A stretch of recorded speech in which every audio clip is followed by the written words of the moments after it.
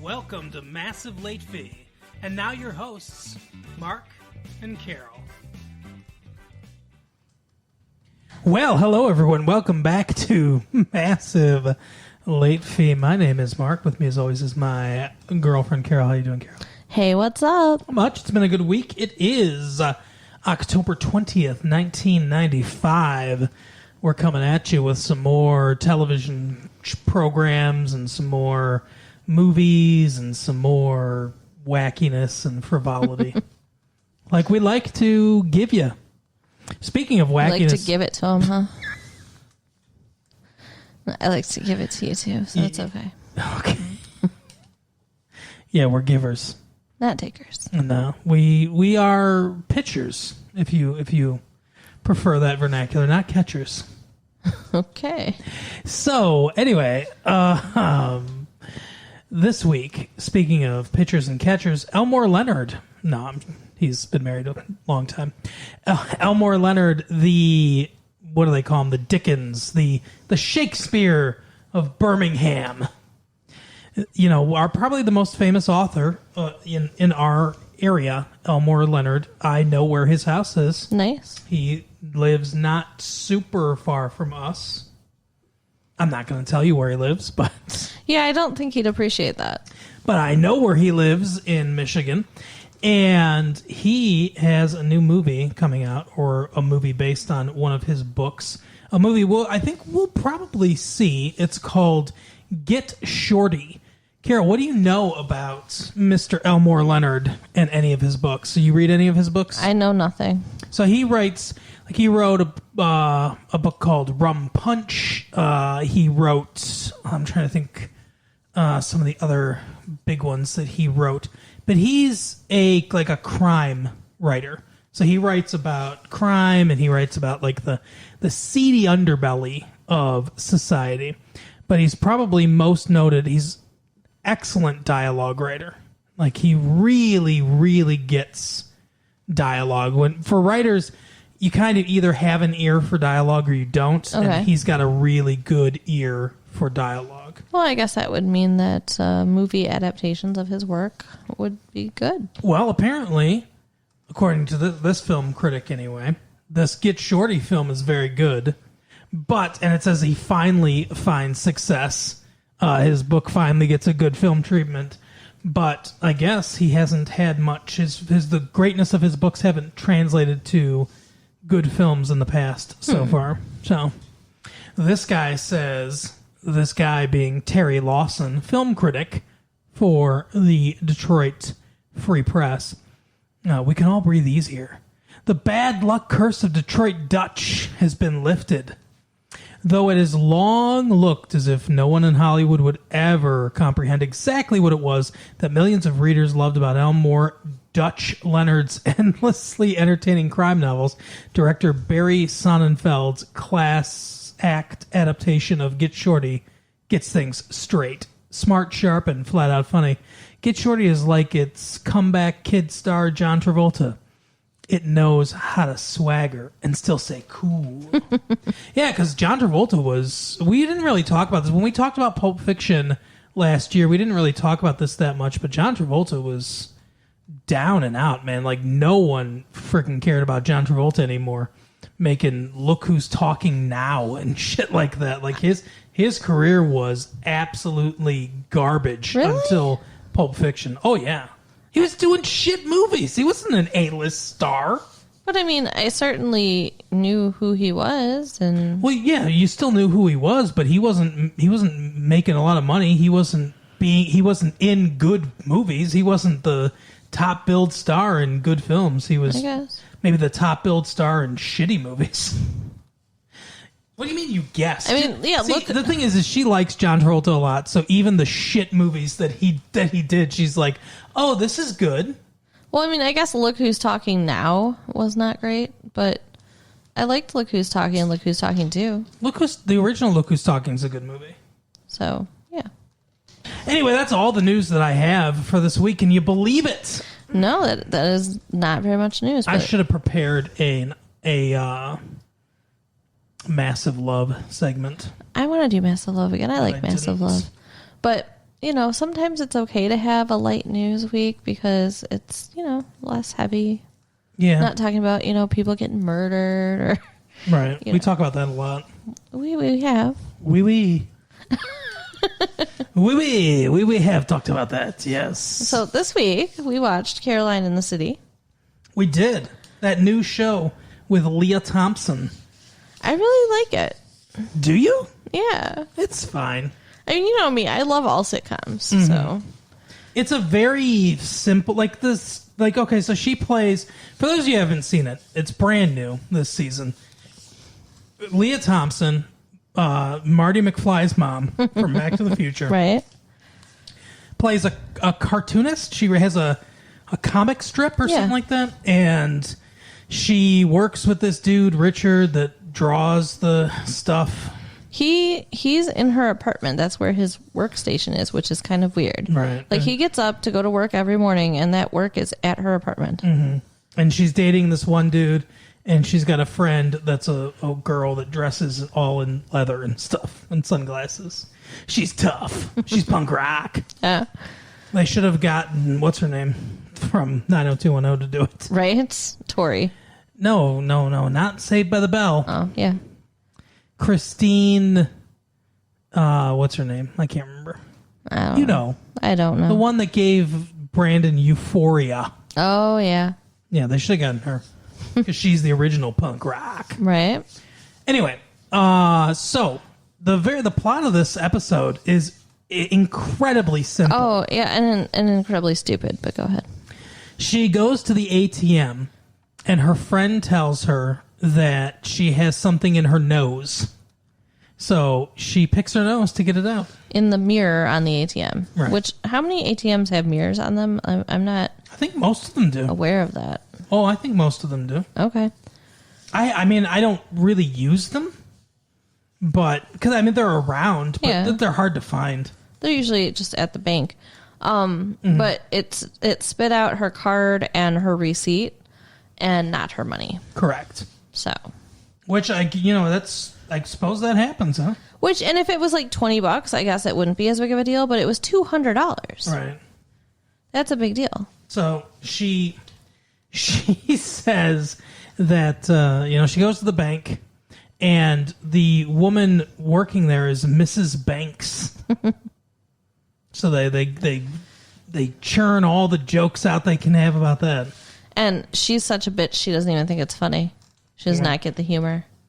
That's frightening. Yeah, well, that one dude in Mary Poppins, his name was Mr. Banks, right? Oh, yeah. And he also worked at a bank. Yeah. But I mean, it's like her heart has to be dead inside to not find that funny. Holy shit. I'm sorry. That's going a little far, but okay. So it turns out that the way they can prove that she didn't get her money is to review the camera footage from the hidden camera behind the mirror in the ATM. The one she picked her nose in. What the fuck? Do you think this is real? Do you think ATMs have little hidden cameras in them? For sure, yeah. I don't like that. Because to stop people from stealing stuff, for sure. Because if they didn't have a camera, anybody could come up there in the middle of the night. They're just out. Anyone could come up there in the middle of the night with a screwdriver or whatever and just take the money that's inside. Yeah, I guess that's true. Unless they have alarms on them. I don't know. Maybe they do. Huh.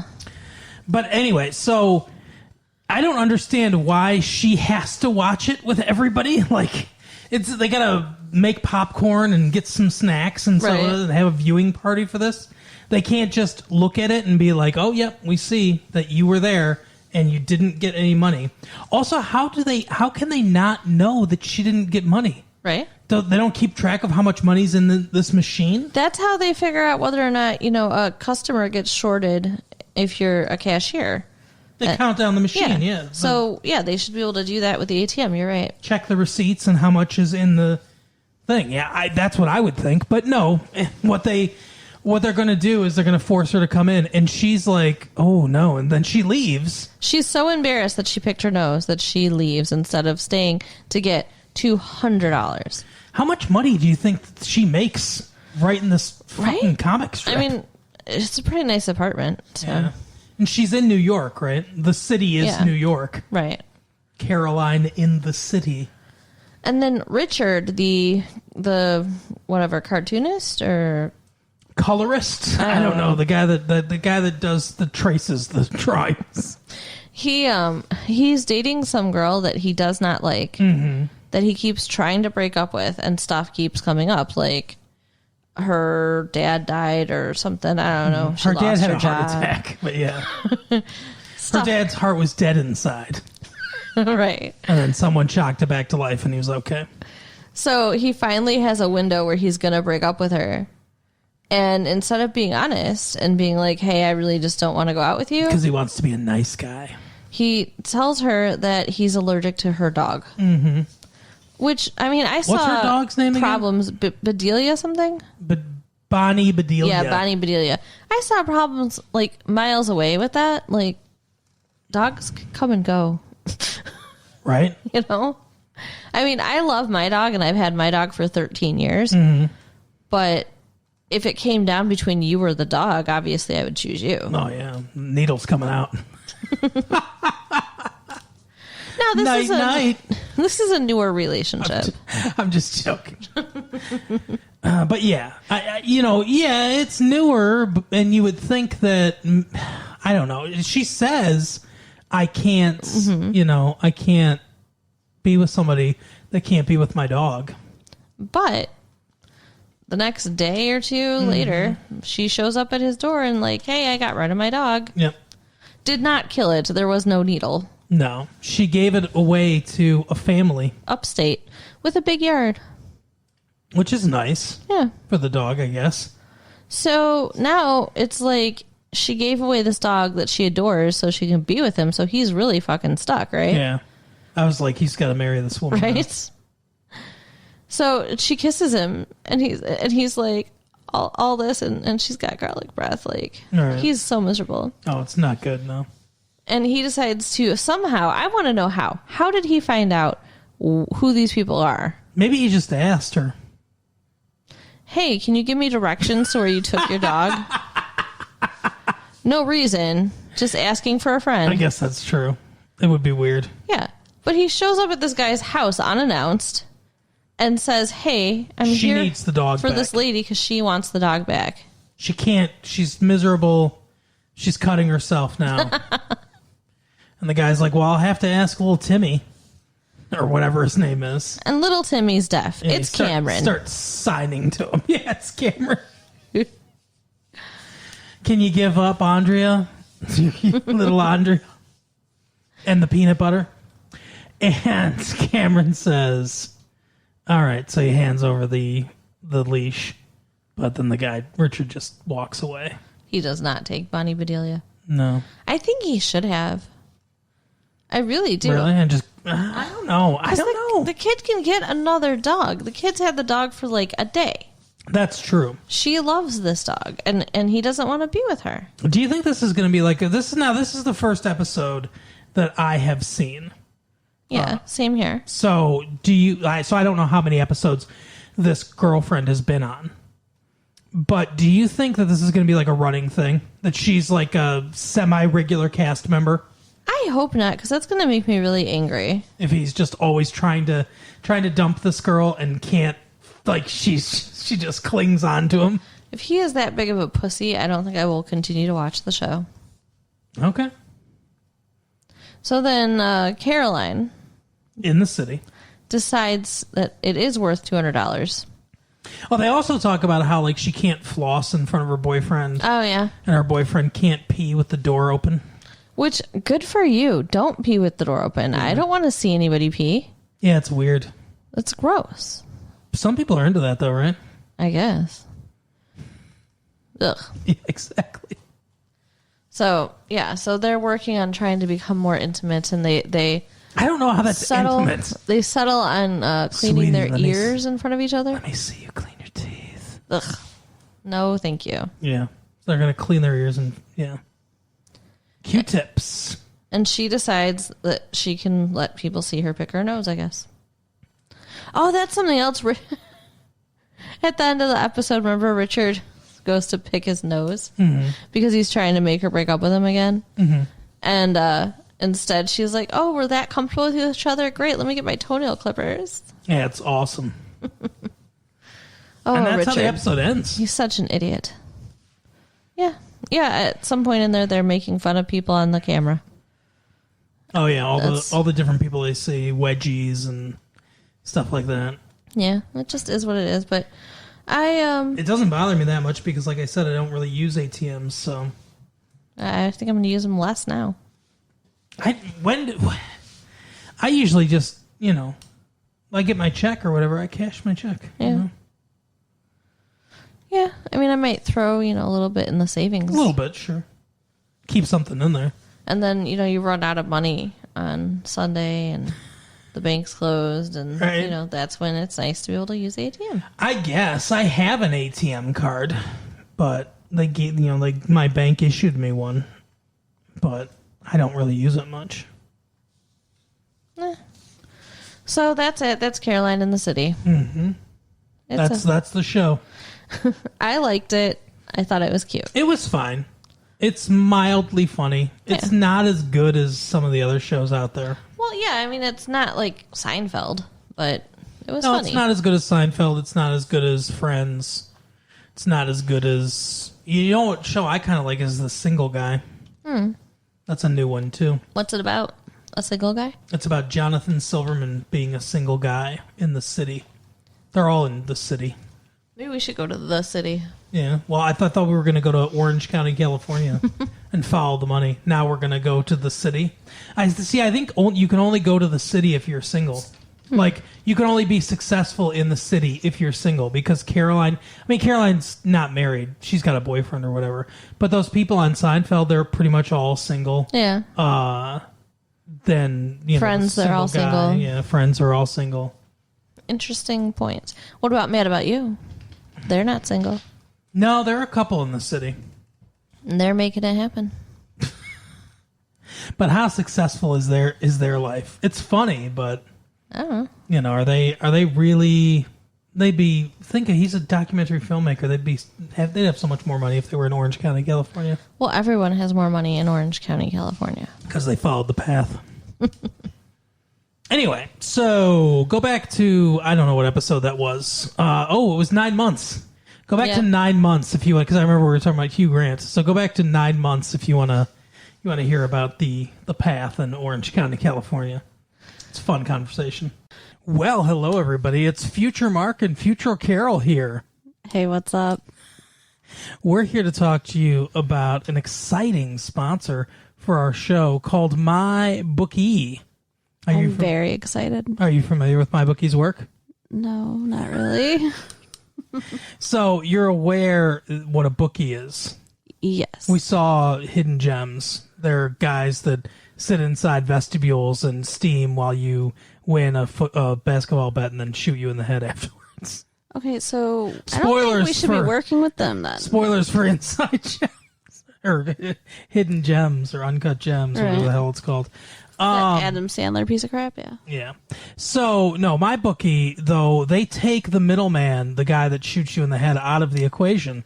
And instead, you just go to mybookie.ag and you say, hey, this basketball game's going on right now. I think that I will bet on it, and I'm going to place a safe and secure bet here at MyBookie, and then when I win, I'll be able to cash out really easily. And that's all like legal and stuff now? Yes, absolutely. That's so cool. I didn't really realize that, you could do that. Yep. The internet is an amazing thing. And so is the winning season, which is returning to MyBookie. You know what the winning season means, Carol? The winning season means doubling your first deposit.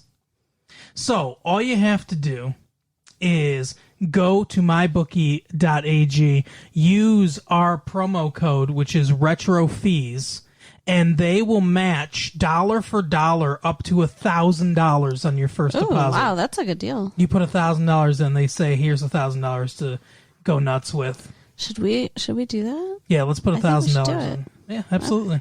It's just there's you're stuck in the house. You're not driving all the way to the casinos, which aren't open, or they are open, but they're not supposed to be open. Or you have they're to in your social buddy's distance. basement right now. Do you want to avoid coronavirus? Sit in your house and bet. Watch sports and go on mybookie.ag. AG. Yeah, that's right. That stands for always good. Every play you want to make is waiting for you at MyBookie. It is simple. Make your picks, win big, collect your cash. Well, that does sound simple. Yep. I think you would need to talk to me quite a bit about all this different sports jargon first, but all you need to know is to use the promo code RETROFEES and double your first deposit. It's a no-brainer. Yay. Back to 1995. It's so much better there. Well, and if you want to go back to the episode we did on Clerks last year. That will have some relevance to the movie that we watched this week. Because we watched the second movie that Kevin Smith made. Yep. Mallrats. Mallrats. Interesting. So before we really get into it, I liked this movie a lot. Yeah. It is absolutely bombing at the box office. It is a sad, sad thing. But I liked this movie a lot. Now, obviously, his first movie was kind of like, it was limited. We went and saw it at the Art House Theater last year by our place, but it wasn't wide released into it wasn't at the AMC. Right. And some people since then it's been released on video, and we've known friends that have kind of discovered it on video and everything. But this one, wide release movie, it's was it Universal? I think so. Gramercy, and it's absolutely bombing. But I liked it a lot, and an interesting idea. So there's a couple things that link his first movie, Clerks, and this movie, Mallrats. Most notably, two of the characters, Jay and Silent Bob, appear in both movies. But they mention some things, like that one girl, I can't think of her name now, Julie Dwyer. Okay. Who died in the pool. We find out because they go to, Dante and Randall go to her funeral in Clerks. Right. We find out in this movie how she died because the star of this movie, T.S., tells her that she's going to be on Brandy Svenning's father's game show. And he says that, the camera makes you look fat. Apparently she used to be fat when she was in high school. Right. Which I guess is how Dante got her. And, right. And so she starts doing laps in the pool on lap number 700. I don't know how anyone knows. Was there somebody sitting there counting laps? Right. And she's dead, so they can't ask her. I don't know how they know which lap it was, but she dies. She has an embolism. In mid-backstroke, as she says. So this must take place a couple days before. Yeah, a couple days before, Clerks does. Yeah. This, the movie. Yes, the movie exists. Very funny movie. It is. I like it. I like the style of, it's like a silly comedy, but the language that's used is very erudite. Why are you in this monument to consumerism and stuff like that, Yeah. I liked how Clerks was black and white. This one's shinier. But I guess it's colorful. I guess it's just because, like you said, it's made by, Universal and not paid for out of his own pocket.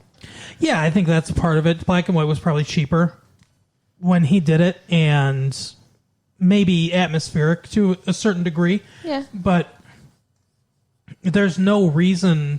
It's a mall. There's no reason to make this black and white. Right. No, the mall is a happy, shiny place. I love the mall. Yeah. It made me, want to go to the mall. Yeah, I agree. They say the name of the movie in the movie, which I always love. They buy Cinnabons. Yes, they do. I want a Cinnabon. You noticed things. Good for you. You want to talk about the movie, or Sure. you just want to talk about things you saw in the movie? They had a cookie. There were kitty cats. The one guy drank a soda out of a little cup. No, okay. So like you said, TS, he breaks up with his girlfriend, Brandy. I think real quick, I think that the director and the writer, Kevin Smith, must really love the movie Jaws. Okay. Because the guy's name is Quint. T.S. Quint. Quint's a name from Jaws. Okay. And the other guy's name is Brody. Brody Bruce. And Brody is a name from Jaws. They talk about going to Universal Studios and seeing the Jaws attraction. Right. And then in Clerks, there's a... salsa shark. Yeah. Yep. So TS and Brody we start out the movie, they both get broken up with by their girlfriends. Mm-hmm. TS gets broken up with because he told Julie Dwyer that she was going to look fatter on camera and she killed herself. That's not his fault. No, but Brandy decides that she's going to do the show in Julie's place, which means she can't go to Florida with TS like they planned. And he was planning to propose to her when the Jaws popped out of the water. So he's pushing really hard for her to go because he wants to propose to her, and she doesn't know. She just thinks that he's being a selfish jerk. Right. So she breaks up with him. We also need to mention that 90210 star Shannon Doherty is in this movie. I was getting there, yeah. The next one's Brody and Shannon Doherty. Yeah, her name is... Shit, what is her name? Brody and... Huh. I can't think of her name. Me either, but like... It's Shannon Doherty. That's all I see. Right. We'll come up with it as we go on. Someone does call her Brenda. Yeah, that's true. And then she calls them an asshole. Dick. Okay. So it starts out, they're in bed together, and it's obviously, like this guy's living in his mom's basement. Mm-hmm. And he loves comic books. She wakes him up, and he immediately picks up the game controller to continue playing his video game that he fell asleep playing. He's playing NHL 94 on Sega. That's just so frighteningly wrong on so many levels. Oh, come on. Hartford? Come on. The Whale? So they're playing the Montreal Canadiens. 1993 Stanley Cup champions. Okay. Saying. Yeah, and he was up 12-2. Oh my god. Do you want me to list some players for them? No thanks. Right. Apparently, he promised to take her to breakfast, but he wants to finish this game first, I guess. Hell hath no fury like a woman scorned. Doesn't he light a joint too? I don't know about that. I don't know that I see anyone do drugs in this movie except for Jay and Silent Bob and the people they smoke out. Huh. I don't know why I keep thinking he lit a joint. Maybe not. Maybe he does. I don't know. Around his comics, though? I don't know. Good Seems out of character. She tells him that she goes in the bathroom and cries because he asks what you do in there all the time. Mm-hmm. Because she thinks about all the people who are doing great things in the world, doctors, scientists, lawyers, and that all she can do is fuck him. Right. And he still didn't realize she's breaking up with him. Like, that's pretty obvious. He's kind of dumb, too.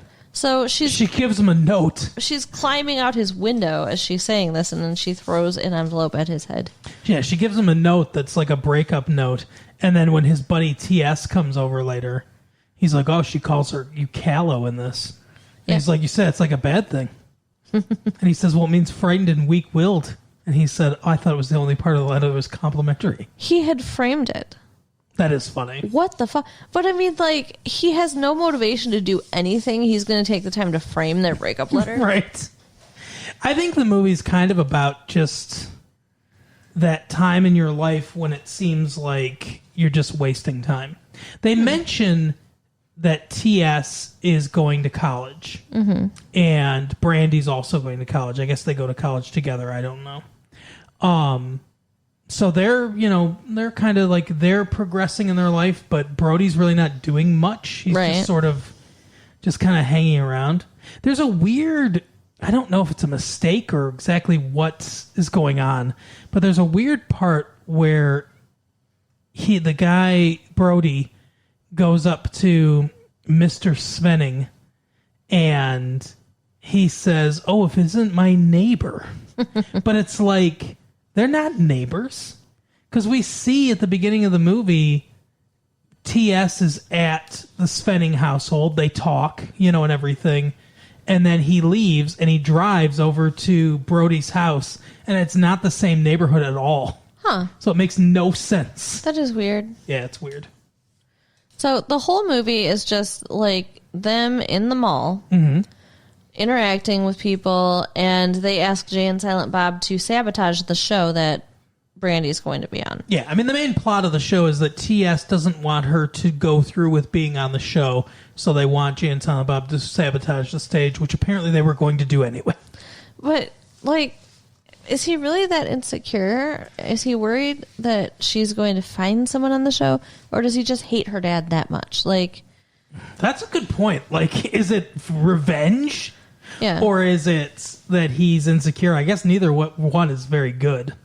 It just seems like kind of a waste of his energy. He should just be trying to figure out how to get her back, not ruin everything. Mm-hmm. This movie is sort of a reunion of another movie called Dazed and Confused that came out a couple years ago. How so? Well, the main villain in this movie is played by a guy named Ben Affleck, and he was in Dazed and Confused. He was one of the I don't want to say lesser characters, but he was one of the seniors or whatever that was paddling the freshman. He had a paddle, and he was, it's a supporting character in that movie. And then the blonde girl, whose name I can't think of off the top of my head, the one that Silent Bob keeps crashing into, and to see her naked. I can't think of what her name. Joey Lauren Adams. Okay, she's also in Dazed and Confused. Oh, okay. She's one of the senior girls that's hazing the freshman girls. I think she's the one that's like, they're all like, "Oh, you sluts," and they're like pouring water on them and stuff. And as the main bad girl, Parker Posey, like kind of walks away, I think she's the one that, like, Joey Lauren Adams kind of leans in and is like, "You guys are doing great. You're doing great. Everything's cool, and then as Parker Posey walks back, she's like, sluts, and stuff like that. And so she's also kind of like minor in that movie, but they're both in that movie. And there's one other one too that I can't think of, but I can't think of who it was now. But I remember watching the movie and I was like, oh, they were also in Dazed and Confused, which is a pretty good movie actually. But yeah, so sort of a mini reunion from that movie. Yeah. Shannon Doherty is now dating Ben Affleck's character, Shannon Hamilton. She does not waste time. No. All of a sudden, what did she do? She just came to the mall, and all of a sudden they're dating. She's already met his mom. I think she was cheating. Oh yeah, I think so. Don't you? Yeah. Like there was something going on. Apparently they haven't had sex yet. Right. Because that's part of the thing is that he wants to. He wants to do it to her in an uncomfortable place, like the back of a Volkswagen, which is a funny running gag in this movie. But yeah, I think she at least had some kind of flirtation with this dude beforehand. Yeah. So by the time they make it to the mall, she's, like you said, she's met his mother. He's bought them tickets for the opera for that evening. Right. And it's been like 2 hours. He took her shopping in stores she wanted to shop in. Yeah. It is weird. Like, it's a weird... I feel like that Kevin Smith was dating a girl, and this rant of, like, stores I want to shop in and stuff like that is, like, something he heard when he was younger, and so he just put that in there because a couple times they use the phrase take you to stores you want to shop in. Yeah, and like he tried to tell Shannon Doherty that he took her shopping, and she's like, to comic book store. Right. It's not where I like to go. Do you call going to that? Shannon Doherty does a lot of fast shouting in this movie. Yeah. It's a lot of shouting and a lot of very quick dialogue. Mm-hmm. Because she's taught, like, I was trying to piece together everything that she was saying because it was so fast. But she said something like, do you call going to that greasy pizza place or whatever, eating out? And then something about that dirt or that, like, pit you call the dirt mall for the latest comic books or whatever. You know, like it was a whole. I didn't get everything, but she was really like ranting, very quickly and very loudly. So basically, she wants somebody more mature. It sounds like. Yeah. But he abducts her into an elevator, and then they have sex. Yep. And somehow that is just like he thinks they're getting back together, and she's like, "Yeah, no, yeah, it's just sex." She's like, it was too little, too late. Yeah, it's not nice. No, not at all. She shouldn't have had sex with him. I'm just saying. She still wants him. Yeah, obviously. Well, yeah, there's something there. But the plot of this movie is complicated in a way, but it's pretty simplistic. It's basically these two friends both want to get their significant others back, and this is all the stuff they go through in order to get their significant others back. Yeah, and throughout the movie, there's some things, and one of them is those freaking dot I hate pictures. Them. Magic Eye Picture, I think it's called. I can relate to this dude so much. Now, I would not spend my entire weekend trying to see it like he is, but I have stood for a long time trying to see the fucking image, and I can't. I don't see colors very well, and I think that's a key to being able to see these things because I also cannot see them. I have perfect vision, but I can't. I can't see them. Sick brag. It's true. Okay. Oh, good for you. But it's just like, I don't know if it's like because I can't like relax my eyes enough or what. What is it? Maybe you need to smoke some pot. Maybe. Relax your eyes a little bit more. Yeah, we'll try it stoned and see what happens. All right. Anyway, so basically they end up on the show at the end, and then Dante from Clerks is on there too, but he's his cousin, Gil Hicks. Yeah, his cousin, and so they kind of go through the questions. It's like a dating game type thing, and this part's hilarious. Maybe probably the funniest part of the thing because the guy that plays Brody, I can't remember his name, but the guy that plays Brody is very funny. And all the dialogue is very well written from Kevin Smith. Very funny part of the movie. And so she figures it out, who it is and everything. And they end up getting back together. He proposes to her. Yeah, and she says yes. And they get back together, and he gets back together with Shannon Doherty. And then the suits from the network or whatever that are watching this say, hey, if you ever wanted to host your own talk show to Brody. So then Brody somehow, we get like a Animal House style, this is what happened to them all afterwards. And apparently Brody took over the Tonight Show. Which would just never happen. From Jay Leno. Well, Jay Leno sucks. So. And she's playing drums. She's in the band on the Tonight Show.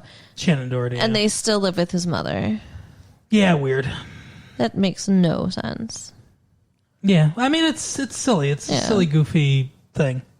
But that's pretty much it. There's not a ton going on here, but it's funny. Everything that happens is funny. At one point, Brody says that the Easter Bunny beat him up, and so Jay and Silent Bob kick the shit out of the Easter Bunny. It's funny. Again, Silent Bob only says one thing in the entire movie, and it's a line from Star Wars, which again, he's probably a big fan of Star Wars. Right. Stan Lee shows up in the movie. Yeah, that was cool. To have a conversation with Brody. Yeah, about having, lost a girl, and, then you told me that Stan Lee's been married since, like, the late 40s. So, whatever. You'd think he'd know that, actually, because he's such a big fan. You would think, but, I don't know.